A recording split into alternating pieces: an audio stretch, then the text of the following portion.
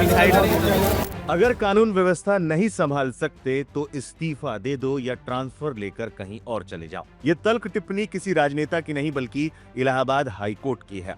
मामला उत्तर प्रदेश के संभल का है, जहां मस्जिद के भीतर नमाजियों की संख्या सीमित करने के प्रशासन के आदेश पर हाईकोर्ट ने न केवल नाराजगी जताई बल्कि अधिकारियों की कार्यक्षमता पर ही सवाल खड़े कर दिए। पूरा विवाद संभल के सिख हयात नगर इलाके का है। मुनाजिर खान नाम के व्यक्ति ने याचिका दायर कर बताया था कि उन्हें रमजान के दौरान गाटा संख्या 291 पर नमाज अदा करने से रोका जा रहा है। प्रशासन ने दलील दी थी कि राजस्व रिकॉर्ड के मुताबिक ये जमीन निजी है, लेकिन वहां कानून व्यवस्था का हवाला देते हुए सिर्फ 20 लोगों को नमाज की अनुमति दी गई।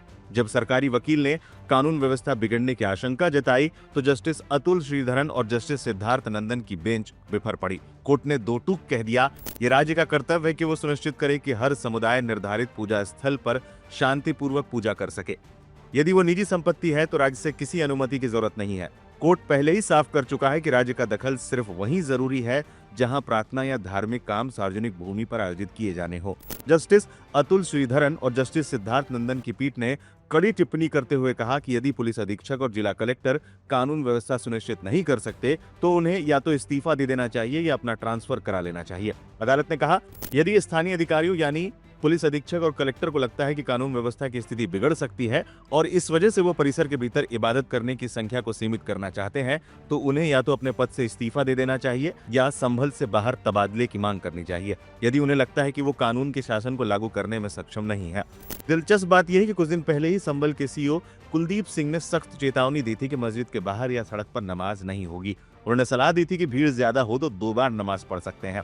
सभी जिम्मेदार लोग थे और जो महत्वपूर्ण निर्देश हैं उन सबसे उनको अवगत कराया है कि किसी प्रकार कोई भी व्यक्ति कोई लॉ एंड ऑर्डर की समस्या ना हो, कहीं कोई व्यक्ति सार्वजनिक स्थल पर या कहीं किसी भी धार्मिक स्थल के बाहर आके सड़क पर कोई नमाज अदा नहीं करेगा और किसी भी प्रकार का कोई धार्मिक या किसी अन्य जो देश हैं जहां पर आपस में विवाद 2 या 3 देशों में चल रहा है उसको लेकर किसी प्रकार का कोई स्लोगन या कोई भी जो है धार्मिक नारा वो नहीं लगाएगा। उसी से संबंधित सब लोगों को यहाँ ब्रीफ किया गया है, उनकी जो भी उनकी समस्याएं थी वो सुनी गई हैं और जो दिशा निर्देश हैं वो भी उनको बताए गए हैं। कोई ऐसा कोई लाउड स्पीकर की आवाज़ ऐसी ना हो जिससे किसी को कोई परेशानी हो, कोई लाउड स्पीकर लगाना हो।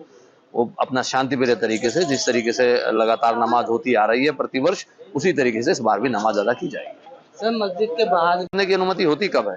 अनुमति है ही नहीं, बाहर क्यों पढ़ेंगे? मस्जिद है, पूजा यदि कोई धार्मिक स्थल है वो धार्मिक स्थल के अंदर हम पूजा या जो भी हम उसमें नमाज करते हैं वो अंदर करने के लिए होता है, बाहर करने के लिए नहीं होता।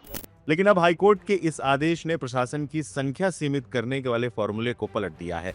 हालांकि कोर्ट ने याचिकाकर्ता से उस जगह की तस्वीरें और रिकॉर्ड पेश करने को भी कहा है और अगली सुनवाई 16 मार्च के लिए तय की है। हाईकोर्ट की इस टिप्पणी ने प्रदेश के नौकरशाहों के बीच एक बड़ा संदेश भेजा है कि कानून व्यवस्था का डर दिखाकर नागरिकों के धार्मिक अधिकारों को सीमित नहीं किया जा सकता। अब देखना होगा 16 मार्च को कोर्ट इस मामले में क्या अंतिम फैसला सुनाता है।